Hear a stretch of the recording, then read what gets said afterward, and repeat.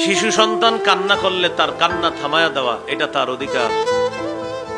তার মা ডেকসি ধুইতে গেছে, তার মা রান্নার কাজে ব্যস্ত, শিশুর মা নামাজে দাঁড়িয়েছে, ওই মুহূর্তে শিশু কান্না করা শুরু করছে।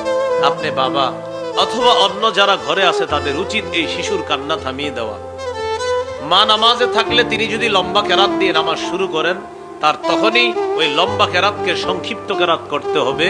সংক্ষিপ্ত কেরাতের মাধ্যমে নামাজ শেষ করে শিশুকে কোলে নিয়ে তার কান্না থামিয়ে দেওয়া, এটা শিশুর অধিকার। সহিহ বুখারী 868 নম্বর হাদিস।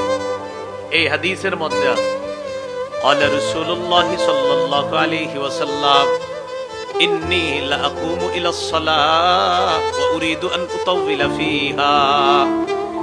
নবীজি বলেন, আমি নামাজে দাঁড়াই, নামাজে দাঁড়ানোর পর লম্বা কেরাত পড়ার নিয়ত করি।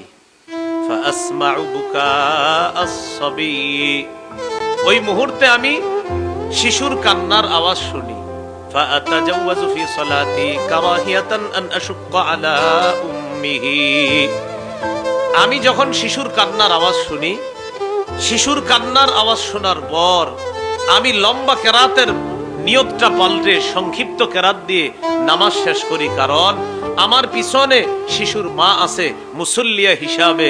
শিশুর কান্না বাড়লে মায়ের কষ্ট বাড়বে, মায়ের কষ্ট লাঘব করার জন্য আমি নবী সংক্ষিপ্ত কেরাত দিয়ে নামাজ শেষ করি, শিশু এবং তার মায়ের অধিকার প্রতিষ্ঠিত করার জন্য। শিশুর যেন কষ্ট না হয়, শিশু কানলে মায়ের কষ্ট হবে, শিশুরও কষ্ট হবে, মায়েরও কষ্ট হবে। নবী বলেন কেরাত সংক্ষিপ্ত করি যেন শিশুর কষ্ট বেশি না হয়, মায়ের কষ্ট যেন বেশি না হয়। কয় নাম্বার গেল? 4।